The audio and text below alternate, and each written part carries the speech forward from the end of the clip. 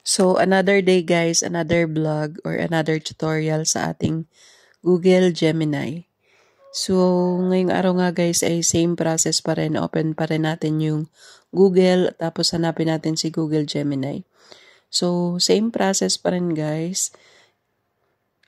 Ilalagay natin yung prompt natin or yung command na gusto natin mangyari dun sa picture. Tapos, lagay natin yung picture. Tapos, isesend lang natin siya guys. Katulad niyan kay Gemini para mag-process siya. So, antayin lang natin ng ilang segundo or minuto guys. Tapos, magge-generate na yan ng picture na gusto natin. Hanggat hindi niya na-achieve guys, edit lang natin yung prompt.